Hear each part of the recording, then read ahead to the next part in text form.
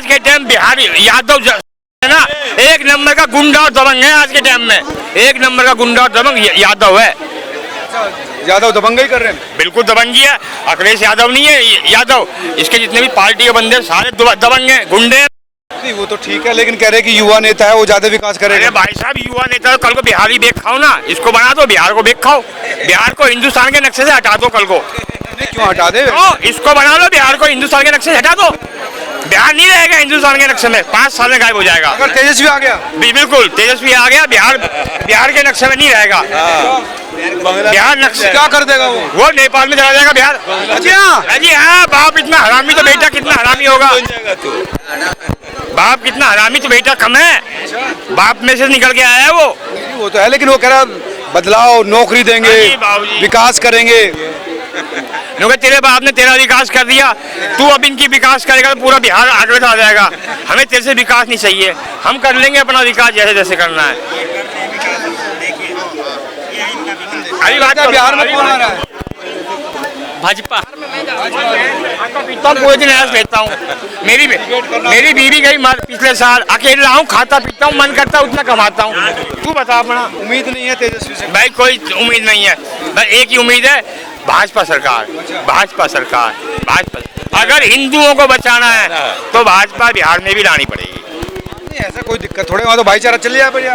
भाई साहब 100 मंडलों में सेफ नहीं हूँ। बीजेपी सरकार आनी नहीं चाहिए बिहार में। नहीं, वजह क्या? यादव का सरकार बने वही अच्छा है।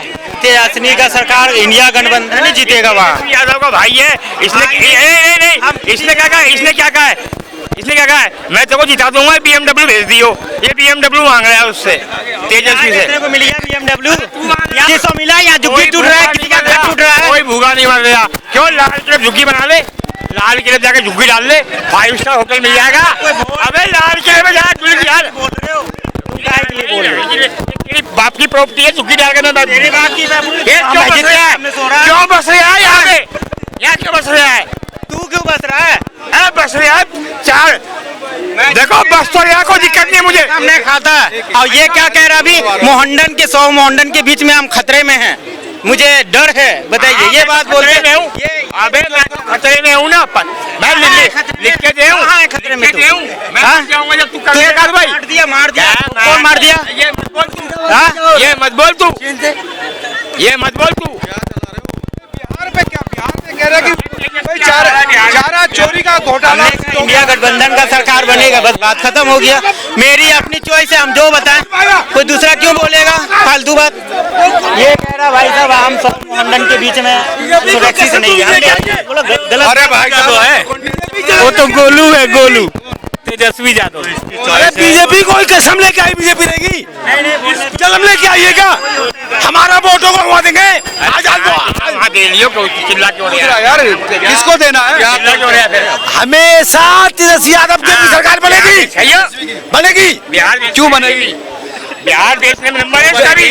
पहले तुम बताओ क्यों बनेगी, अगर तुमने बता दिया तो समझ लो पक्का बनेगी। सही से बताना। एक बात आपसे पूछूं, पूछना नहीं, बताना है। एक बात आप बताना है, एक बात आप बताओ कैसे बनेगी, मैं मान के चला जाऊंगा। अरे सुनो, बोलूंगा जल्दी बताओ कैसे बनेगी। आप बता दो अब कैसे बनेगी, नहीं बता पा रहा है। सुनोगे भाई साहब, सही से बताना। मैं कह रहा हूँ एक बार बता दो कैसे बनेगी। खाली कसम खा के, किसका कसम खा के, किसका कसम खा के?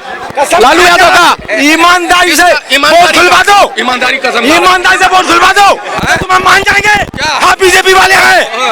अरे भाई ये कह रहा है ईमानदारी से वोट डाल दो, तुम ईमानदारी से वोट डाल दो, बाकी खत्म। हाँ वोट नहीं डाले, ईमानदारी से लालू प्रसाद यादव और जितने विपक्ष के लोग हैं उनको कहता हूँ वोट मत कर, इलेक्शन मत लड़ो, क्योंकि गलत हो रहा है। इलेक्शन लड़ना नहीं है, बैठ जाओ, करोड़ों अरबों फूको मत, आप घर बैठो जैसे 18 साल से बैठे थे।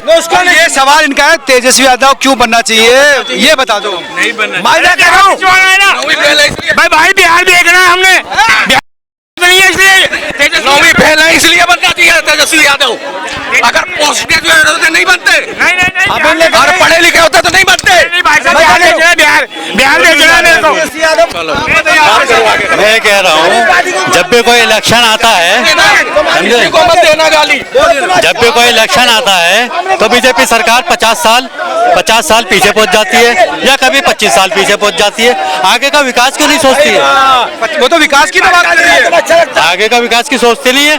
कभी कभी इलेक्शन आता है तो पीछे ही पहुंच जाती है। वो 25 साल की बात निकाल लेगी, 50 साल की बात निकाल लेगी, तो वो मुद्दा पूरे करेगी। आपके हिसाब से बिहार में किसकी सरकार बननी चाहिए? है आपके हिसाब से गठबंधन की बननी चाहिए, जो है लालू की सरकार आनी चाहिए। लालू की सरकार आनी चाहिए। क्यों आनी चाहिए?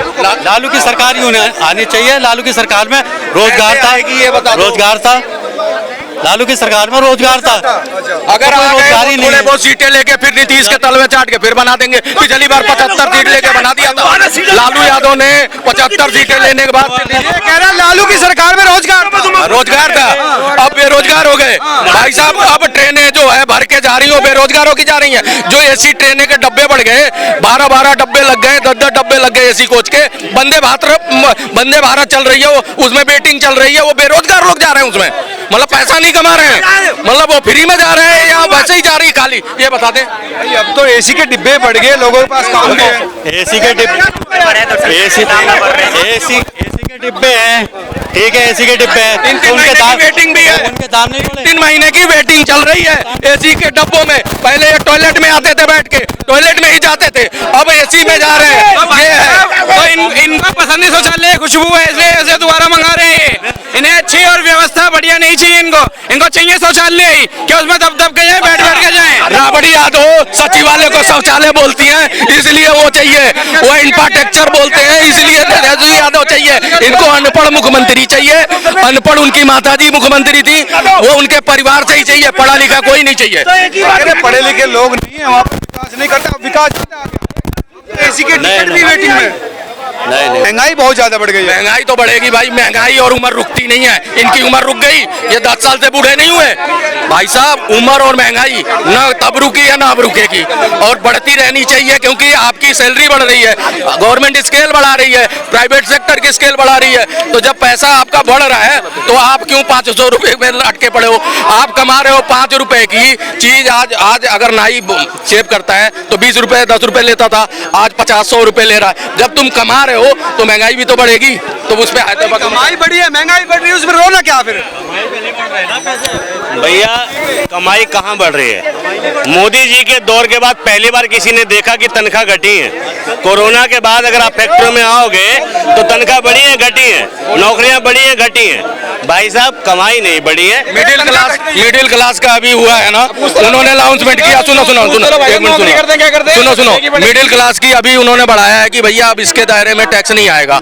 वो बढ़ाया इसीलिए है कि लोग बढ़े हैं, मिडिल क्लास तबका बढ़ा है, तो ये सारी चीजें दिख रही हैं। ईपीएफ के इनकम टैक्स 12 लाख तक फ्री। मैं बताता हूँ, मेरी तनख्वाह घटी है। भाई पूछे क्या करते हैं?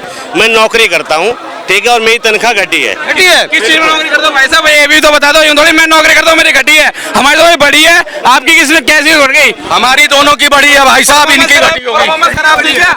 भाई इनसे बात करो। नौकरी बढ़ी है कि घटी है? मैं सुंदर रोजगार तो इस टाइम है ही नहीं, रोजगार तो इस टाइम है ही नहीं, वो तो खत्म। तनख्वाह घटी है कि बढ़ी है? कहाँ बढ़ी है? वो तो घटी रही है। घटी रही है। हमारे देश में आईकॉन की संख्या बढ़ी है घटी, वो भी पूछ लो, फिर हम इन्हीं से पूछ ये लेंगे। मामला कुछ हजम नहीं हो रहा। चलिए नहीं, हजम की बात नहीं है भाई, सीधी सी बात है। नीति आयोग की रिपोर्ट कह रही है भाई सबसे ज्यादा बेरोजगारी इस वक्त है। और मनी इन्फ्लेशन के मामले में, मुद्रास्फीति के मामले में, अगर भाई इंडिया की करेंसी मजबूत हुई है तो डॉलर ऊपर क्यों चढ़ रहा है? सीधी सी बात है, इंडिया की करेंसी मजबूत होगी तो डॉलर घटेगा। इंडिया डॉलर के मुकाबले कमजोर होता जा रहा है दिन ब दिन। क्यों होता जा रहा है? मनी इन्फ्लेशन की वजह से तो हो रहा है ना। किस देश में, विश्व में इतने देश हैं, आप बता दो किस में महंगाई घट गई है, लोगों की कमाई बढ़ गई है? एक देश का नाम बता दो। अभी तो भारत को ही दे रहा है, वही WHO, वही UN से सारी खबरें तो वहां से यही आ रही हैं कि भारत तरक्की पे है। चाइना की करेंसी महंगाई एक फिनोमेना है जो बढ़ता ही बढ़ता है। महंगाई बढ़ती है, बिल्कुल माना जाता है, लेकिन जिस रफ्तार से इस सरकार में बढ़ी है उसका कोई रिकॉर्ड नहीं है। ठीक है, महंगाई बढ़ना रिकॉर्ड तोड़ दिया सरकार ने। मनमोहन सिंह थे 33-34 रुपए पेट्रोल था, 64-65 पे छोड़ गए तो कितनी बड़ी 10 साल में, और उस 10 साल का कैलकुलेशन 10 साल का निकाल लो। और भी बहुत सारी चीजें हैं महंगाई दर का। आटा जो था 22-23 रुपए था, आज 35 से 40 हो गया। कितना बड़ा 10-11 साल से महंगाई, देखो महंगाई अपने रफ्तार से बढ़ती है, ये हर देशों में बढ़ी है और बहुत बड़ी है। मनमोहन के मुकाबले बहुत कम मैं ग्रोथ बता देता हूँ, मनी इन्फ्लेशन रेट मनमोहन की सरकार में 6.5% था। ठीक है, मोदी जी की सरकार में 13.5% है।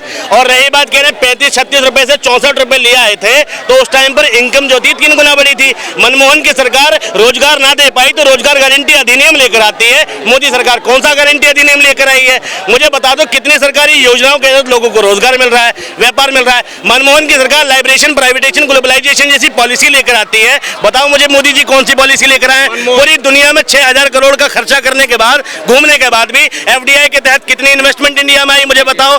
इंडिया मनमोहन सिंह इंप्लीमेंट नहीं कर पाए, आधार कार्ड लाए थे। मनमोहन सिंह बहुत सारी स्कीमें लाए थे, ये कह रहे हैं ना, जो जो वो स्कीमें लाए थे वो सारी इंप्लीमेंट अब हुई है। दूसरा, यहाँ पे जितने खड़े हैं लोग, उनसे पूछो उनकी इनकम बढ़ी है या घटी है, अभी बता देंगे। दूध का सर जी पूछ लो सबकी